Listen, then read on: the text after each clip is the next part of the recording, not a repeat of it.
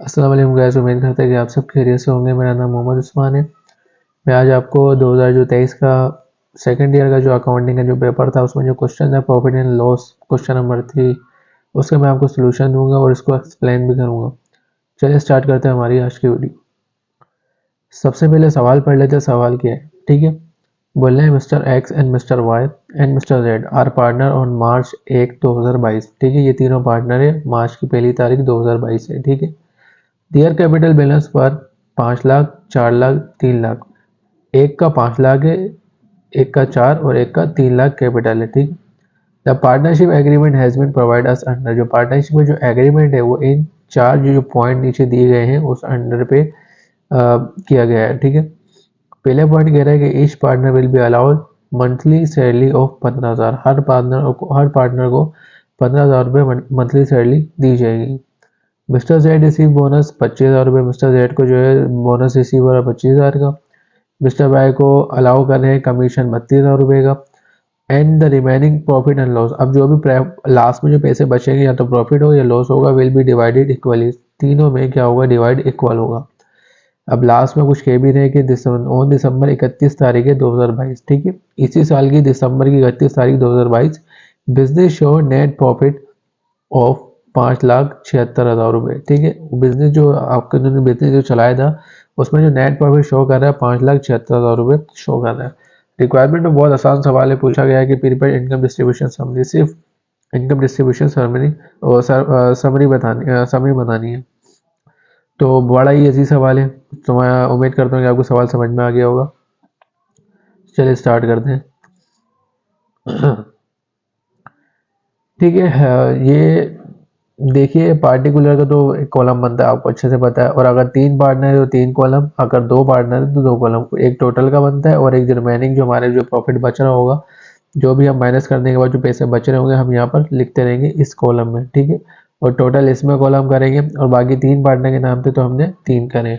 अगर 2 पार्टनर का नाम होगा तो आपको वो 2 पार्टनर ही 2 कॉलम ही बनेंगे। अभी 3 है तो मैंने 3 बनाए। ठीक है, सबसे पहले कंपनी का नाम आ जाएगा। ठीक है, अगर आपको डो भी डालना है, आपकी मर्जी है, XYZ डालना है तो डाल दीजिएगा। कंपनी का नाम पार्टनरशिप। ठीक है, दूसरा जो चीज़ आप बना रहे हो वाली हेडिंग आ जाएगी। क्या बना रहे हो, इनकम डिस्ट्रीब्यूशन समरी, समरी बना रहे हो। और कौन से महीने की कौन से साल की बना रहे हो, फॉर द ईयर एंडिंग दिसंबर 31 2022। ठीक है, 31 दिसंबर 31 2022 ऊपर आपको दिया हुआ था, दिसंबर 31 2022 का बना लो। ठीक है, सबसे पहले पार्टिकुलर में आपके पास क्या आ जाएंगे, कैपिटल बैलेंस। सबसे पहले कैपिटल बैलेंस आ जाएगा। बैलेंस कितना है, 5 लाख, 4 लाख, 3। मिस्टर एक्स का 5 लाख है, मिस्टर वाई का 4 लाख है और मिस्टर जेड का 3 लाख है। इन तीनों को जब हमने टोटल करा तो पूरे फार्म का कैपिटल कितना बन रहा है, 12 लाख रुपए। ठीक है, और नेट प्रॉफिट आपको बता दिया गया था कि साल के एंड में नेट प्रॉफिट कितना बच रहा है, 5,76,000 रुपये। इसलिए मैंने 5,76,000 रुपये और यहाँ पे रिमेनिंग में मैंने क्यों रखा, क्योंकि हमारे पास रिमेनिंग प्रॉफिट अभी ये है। ठीक है, अभी हमने कोई डिस्ट्रीब्यूशन नहीं करी, कुछ भी नहीं करा, सिर्फ अभी 5,76,000 रुपये हमारा समझो पूरा साल का प्रॉफिट हो गया। ठीक है, सबसे पहले पॉइंट 1 की बात करते हैं। पॉइंट 1 में क्या कह रहा था, each partner will be allowed monthly salary 15,000 रुपये। ठीक है, हर पार्टनर को मंथली सैलरी मिलेगी 15,000 रुपये की। ठीक है, तो मैं आपसे एक ये कहना चाहता हूँ कि यहाँ पे जो हम जो ईयर जिसका हम बना रहे हैं वो किसका बना रहे हैं, हम दिसंबर का बना रहे हैं। ठीक, दिसंबर का बना रहे हैं और स्टार्ट हमने कब से करा, मार्च से। अगर हम जनवरी की पहली तारीख से स्टार्ट करते हैं तो हर महीने की सैलरी कितनी है, 15,000 रुपये। तो 15,000 को 12 से डिवाइड कर मल्टीप्लाई करते तो एक बंदे की तो सैलरी आई थी। लेकिन इधर स्टार्ट महीना कहाँ से हो रहा है, मार्च से, मतलब ना जनवरी ना फरवरी। ठीक है, 2 महीने छूट गए तो मार्च से स्टार्ट करें। अब मार्च से गिनती कर लो दिसंबर तक कितने महीने हो रहे हैं आपके पास, पूरे के पूरे 10 महीने हो रहे हैं। ठीक है, और हर पर मंथ की सैलरी कितनी थी, 15,000 रुपये। ठीक है, 15,000 को 10 से मल्टीप्लाई किया गया तो हमारे पास कितना आ गया, 1.5 लाख एक्स का आ गया, 1.5 लाख वाई का आ गया और 1.5 लाख जेड का आ गया। ठीक है, अगर वो एनुअल की बात करता तो सिर्फ 15,000 रुपये लिखे जाते, वो महीने की बात कर रहा है। ठीक है, पर मंथ की, पर मंथ 15,000 रुपये सैलरी है और 10 महीने की हमने पूरा बिजनेस चलाया है। ठीक है, तो इसको 10 से मल्टीप्लाई करें तो सबकी क्या आ गई, वो आ गई सैलरी। इन सबको जब प्लस किया गया है तो टोटल सैलरी कितनी बन गई, 4,50,000 रुपये। इसमें जो भी आपका महीने के एंड का जो प्रॉफिट था इसको इसमें से 4,50,000 रुपये माइनस कर दो जो भी रिमेनिंग अमाउंट बचेगा वो यहाँ लिख दो। ठीक है, 5,76,000 में से हमने 4,50,000 रुपये जब माइनस कर दिए क्योंकि हमने डिस्ट्रीब्यूट कर दिए, और हमारे पास रिमेनिंग कितना बच रहा है, अभी 1,26,000 रुपये रिमेनिंग का बच रहा है। ठीक है, आगे चलते हैं। कह रहा था कि जो मिस्टर जेड है वो रिसीव कर रहा है बोनस, उसको 25,000 रुपये मिस्टर जेड को बोनस मिला है, सिर्फ मिस्टर जेड को, ना मिस्टर एक्स को ना ही वाई को। तो हमने लिखना है बोनस टू मिस्टर जेड। ये भी मैंने नहीं लिख दिया यहाँ पे नहीं, क्योंकि इन दोनों को नहीं मिल रहा, सिर्फ मिस्टर जेड को मिल रहा है। तो मिस्टर जेड की कॉलम में 25,000 रुपये, और जब टोटल करेंगे तो कितना आएगा, 25,000 रुपये आएगा। तो जो भी आपका रिमेनिंग प्रॉफिट था उसमें से ये 25,000 रुपये माइनस कर दो, जो भी रिमेनिंग का बचेगा वो यहाँ लिख दो।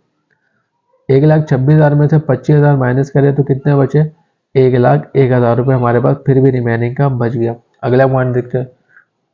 तीसरे पॉइंट में कह रहा है mister Y allowed commission of price 32,000 रुपये। मिस्टर वाई को ही कमीशन मिल रहा है सिर्फ 32,000 रुपये का। तो बस क्या करना है, हमें कमीशन टू मिस्टर वाई लिखना है, ना एक्स कॉलम में ना वाई कॉलम में, सिर्फ किसको मिल रहा है, वाई को मिल रहा है। तो 32,000 रुपये लिखे, जब टोटल करें तो कितना आ गया, 32,000 रुपये। अब लास्ट में क्या करना है, जो भी रिमेनिंग प्रॉफिट बचा है इसको 32,000 से माइनस करना है, और जो भी बचेगा वो यहाँ लिख देना है। ठीक है, 1,01,000 में से 32,000 रुपये माइनस करने है क्योंकि हमने डिस्ट्रीब्यूट कर दिए। तो हमारे पास लास्ट में कितना बचा, 69,000 हमारे पास बच गया। अब नीचे देखो कोई यहाँ पे कोई बता ही नहीं, तो अब लास्ट में कह रहा है the remaining profit and loss will be divided equally. जो भी प्रॉफिट और लॉस बचेगा वो तीनों पार्टनर में इक्वली डिवाइड होगा। तो इसका मतलब 69,000 हमारा क्या बच गया, प्रॉफिट बच गया। ठीक है, क्योंकि प्लस में है तो ये हमारा प्रॉफिट है, माइनस में होता तो लॉस होता।